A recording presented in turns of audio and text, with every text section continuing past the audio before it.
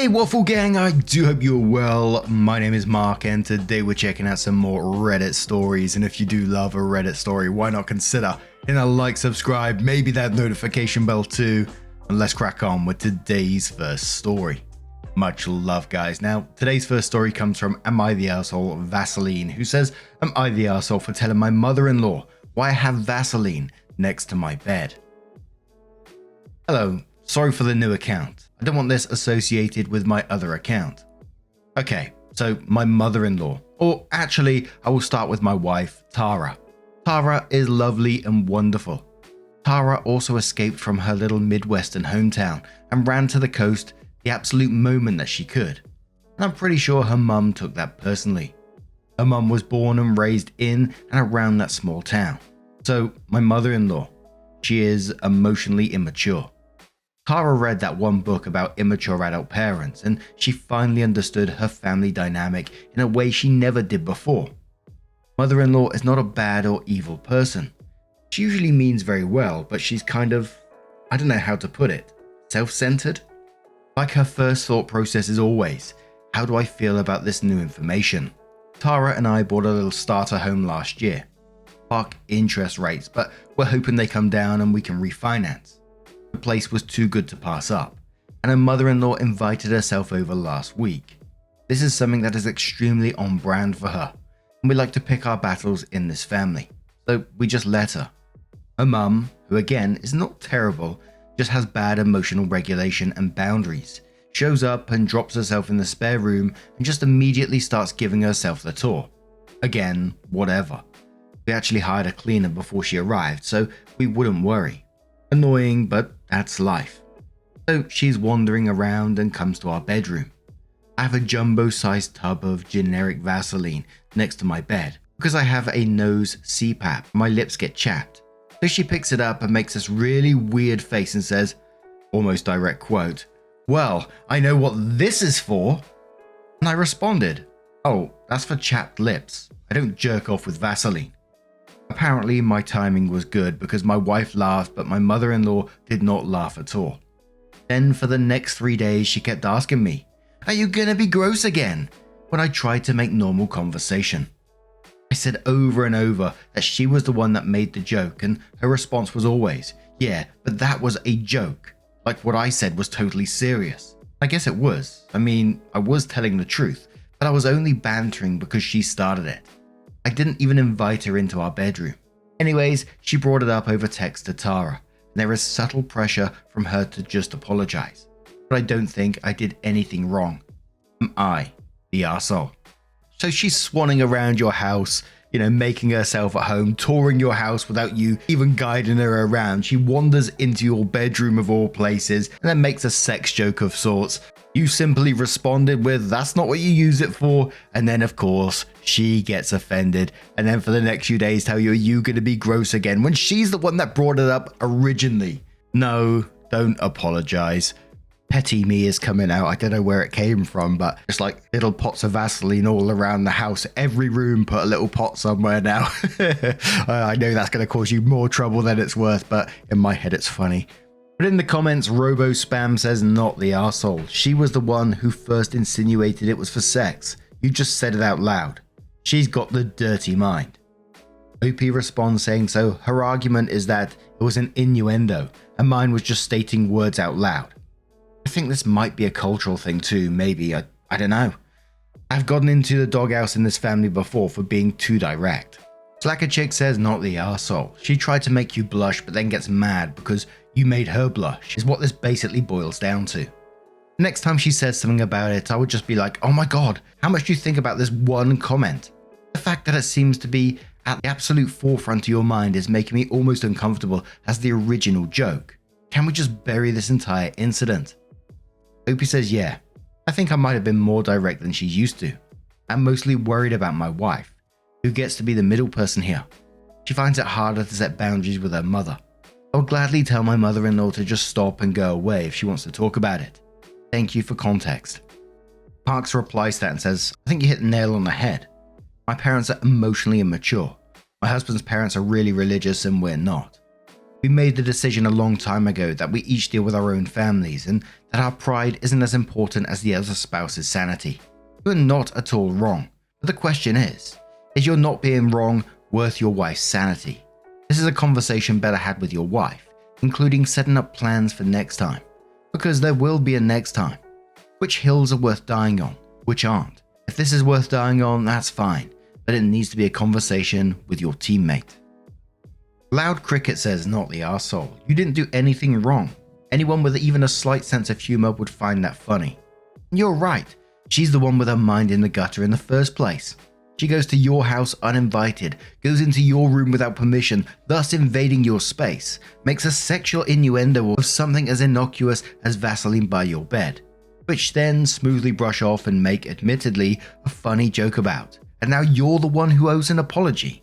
Opie says, like I said elsewhere, she comes from a kind of insular Midwest culture in which indirect and subtle is preferred to direct.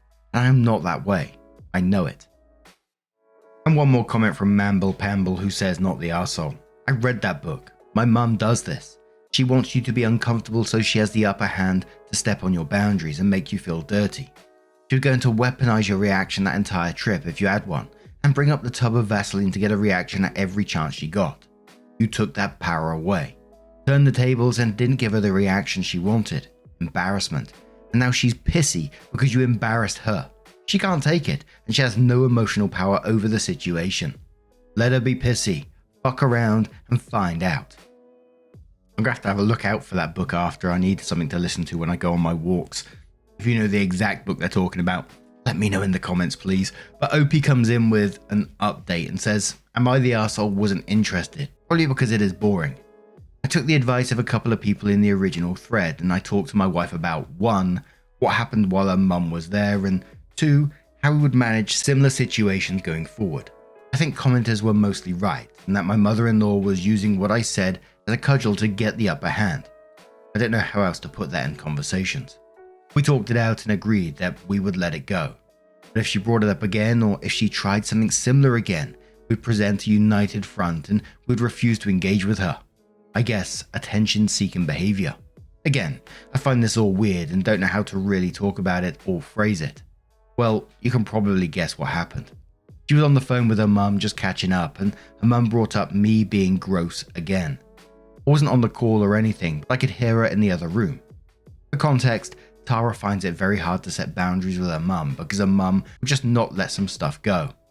She would just keep bringing it up and talking about how bad she felt or why she would do X or Y, etc, etc. Honestly, I'm so proud of her for what she did. She hung the fuck up. She said, Mum, we're not going to talk about that anymore. And then, Mum, we're moving on. And then I just hear her phone get set down on the bedside table. I walked in to check and she had this great little defiant face on, like she was proud of herself too. I hope that the little rush she got from saying no to her mum is encouraging her to go forward. Thanks to the commenters and thanks to the person who DM'd me the TikTok about my post. Lol. And someone said in the comments below that one, the book is called Adult Children of Emotionally Immature Parents by Lindsay C. Gibson. And loads of people highly recommended that book, so, you know, go and search it out if you think it'd be useful to you. I'm certainly going to have a listen to it myself. But OP, I'm proud of your wife at the same time as well. I think it's like I always say in a lot of these stories, from me behind the microphone, I know how easy it is for me to say certain things like, you know, your wife should be setting boundaries, etc, etc. That's an easy thing to say, but when you're living it, when you've had your life normalized up to that point and you've lived with this person and they have a certain amount of emotional control over you, it's difficult to move past that without people encouraging you and almost like deprogramming yourself from their controlling behavior. And that's a huge step in the right direction. So I can only wish you both the best, and I hope your wife continues to go down that path and setting these boundaries with her mother, because she clearly needs them. She's clearly got some sort of power thing that she's trying to get over you both. But now I'm going to turn this one to you guys. What do you guys make of this situation? Have you ever dealt with a controlling parent? How did you deal with it? Are you still dealing with it to this day? Let us know your thoughts down in the comments below. And let's move on to another story. And our next story is a bit of an older one. It does have an update. It's one that we haven't covered before. And I saw the title and I was like, what? It says, my 25 male, girlfriend 26 female of 1.5 years keeps spreadsheets rating her sex life and relationships. Found them while working on a computer. Don't know if I should tell her or ask to see the previous guy's ratings. My girlfriend and I have been together for about 1.5 years. She's amazing, intelligent, and caring. We don't live together, but we're considering moving in together in January when our lease is up. We pretty much spend all of our nights together though. Anyway, I spent the night at her place last night and ended up using her computer for work. This morning, I needed to email the document I've been working on last night to myself at work. I couldn't remember where I saved it, so I just searched the computer for any files with a name. 2 pop up. One is the document I was working on before, and the other is an Excel spreadsheet titled Sex and Relationships. So, I opened it. From what I could tell, she's been keeping this spreadsheet since her first relationship, 9 years. She has a tab for each sex partner/relationship, where she notes the dates of sex, rates the sex, notes what sex acts, and rates the relationship. Not entirely sure what that means either. It was open on my tab since I'm the most recent. I read all of her sex and relationship ratings, and they start out pretty high. I think, don't know the scale, but have been getting lower over the past 2 months. It basically took all of my willpower, but I didn't look at the other guy's tabs. Thinking about seeing the other guy's sex acts column and the rating just makes me sick to my stomach. So I just closed the spreadsheet, emailed myself my work document, and went to work. I've been stewing since then though, and becoming more and more insecure about the sex ratings. I'm so tempted to read the other guy's ratings, but I know that will be wrong, as well as self-torture really. I already feel kind of shitty for reading even my tab, but at the same time, I'm kind of offended by the fact that she rates our sex life and relationship, like it's just a performance eval at work or something. I don't know. Obviously something is wrong with our sex life, so I need to talk to her about that. But there haven't been any signs of that from my perspective. So she's probably going to realize I saw the spreadsheet if I randomly bring it up. So what do? Do I tell her what I saw? Am I overreacting by being a little angry about her rating me in our relationship? Also, isn't keeping track of your sex life to this extent kind of odd? I haven't seen her since I found the spreadsheet. She had already left for work when I saw it. Edit, the document I emailed myself was my work file, not a spreadsheet. I worded it weird. So there were some comments with replies from the OP. Remember Coon Valley says, what? All the times you had sex? I mean, I've certainly made lists of past experiences when looking for patterns. Am I dating the same kind of asshole again? But not with a current relationship. That's pretty weird.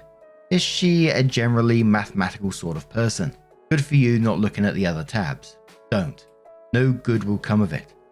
When is the last time the two of you sat down and had a discussion about how things are going? Do you do that with any regularity?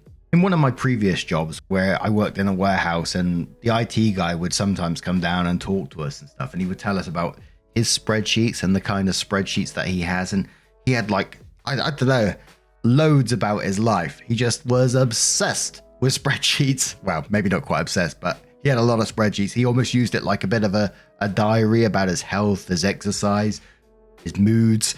He called it his life spreadsheet. His finances, his mortgage, pretty much all about his life was in there. I don't know if he had sex and relationships, mind you. Opie responded to Remember Coon Valley and says, yeah, as far as I can tell, every time we've had sex. Also, she very much is a mathematical person. She has a hard time opening up with emotion sometimes, but usually if I initiate a conversation about how she's feeling about something, she opens up. Last time we had a serious discussion was when we talked about moving in together. That was maybe a month or so ago. Definitely within the time frame of when the sex ratings were already dropping, so I don't know what's up. Why would you want to move in with someone when you feel your sex life is not only poor, but getting worse? That makes no sense to me. Edit, I meant poor in relation to how she felt in the beginning of our relationship, since the ratings were getting lower for something like a month before our conversation about moving in together. A user called Spreadsheets for Life says, whoops, you replied at the exact second I decided to put this on a throwaway instead, in case boyfriend finds my username. I'll just quote my old reply below, I guess just in case. Anyway, I think the ratings are a bit cold too, but I can see how they might not feel cold to her. After all, she doesn't expect anyone else to read them, so to her they're just kind of shorthand for all the complex thoughts she has about it, but doesn't feel like writing down. My previous reply. For a second, I was scared my boyfriend had found my spreadsheet. Except I don't do the ratings. That just seems cold. Also difficult to quantify or keep consistent standards for. I do keep a color-coded spreadsheet of everyone I have had sex with, the dates of when we had sex, and sometimes notes on the experience, such as any factors that might have led to it being especially a good one time. I also keep spreadsheets of everything I eat on days when I take my Adderall, and when in the day I eat it, how many hours per day I program, color-coded by project, and how long it takes me to complete any one chunk of my project, how many social interactions I have per day, and who I have them with automated script to send emails out to schedule meals if I've gone too long without seeing anyone of a specific list of close friends, how many milliliters of water I drink over the course of the day and when I drink it. I'm just kind of a personality that likes data.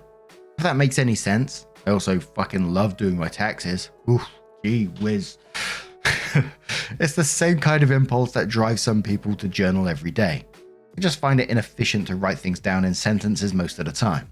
Maybe your girlfriend is the same way, and the fact that she keeps the Sexcel spreadsheet doesn't mean anything other than she's perhaps a bit odd and thinks it's funny or interesting. It doesn't seem like she is sharing the spreadsheet with anyone, which would be a real issue. What would you do if instead of a spreadsheet, a Microsoft Word document containing a diary had popped up, instead with diary entries about her thoughts on your sex life and relationship trajectory? Would you still feel offended that she is journaling her thoughts and feelings in a private place? Personally, I think I would respect her privacy and not read the rest of the spreadsheet, and maybe not even tell her that you saw it in the first place. She may get angry and embarrassed. I would try to have a general conversation with her about whether there is anything she wants to try in bed to make your sex life even better, etc. So OP comes in with an update and says, I thought I should update you guys. Thanks for all the advice. I decided to tell her about my snooping despite the general consensus being that that would be foolish. My reasons for it were: 1. I felt bad about snooping. 2. I'm terrible at keeping things from people. It would have come out eventually, so I felt it was best to do it ASAP and in a planned and controlled manner. 3. I still didn't feel comfortable about the ratings and wanted to understand why she does it and what it means to her. I love her, so I understand how her brain works. 4. I wanted to address the sexual issues in a straightforward manner. I know everyone was recommended I just do it organically, but we did a lot of that in the first few months of our relationship. I felt it would just come off as odd if I suddenly started asking if she was okay and enjoying the stuff she's been telling me she prefers for 1.5 years. And she would definitely ask me why I was concerned. I didn't want to have to lie. Here's how it went. I didn't end up talking to her Friday night because she was busy, exercise class with a friend. It ended up being a good thing because I still wasn't sure what I wanted to do, and like I said, I have a hard time hiding things. So she definitely would have known something was up. I just ruminated on the whole thing Friday and finally decided I'd tell her. So last night I told her the whole story, and she knew where it was going pretty much, because she started covering her face when I said I searched for my name. When I explained that I only looked at my tab though, she was really relieved. I apologized for even opening it in the first place, but she wasn't really upset about that. She said she understood the compulsion once I saw the title. She felt it was different from someone who goes out of their way to purposely snoop on their SO, and the fact that I told her instead of hiding it, it really helped. She said she was relieved I didn't look at the other tabs because it would have been a much bigger violation of privacy. Not just her privacy, but also the guy's privacy, and definitely would have been an act of jealousy and insecurity rather than curiosity. The whole time she was explaining this, I was thinking, thank God I didn't fucking open those other tabs.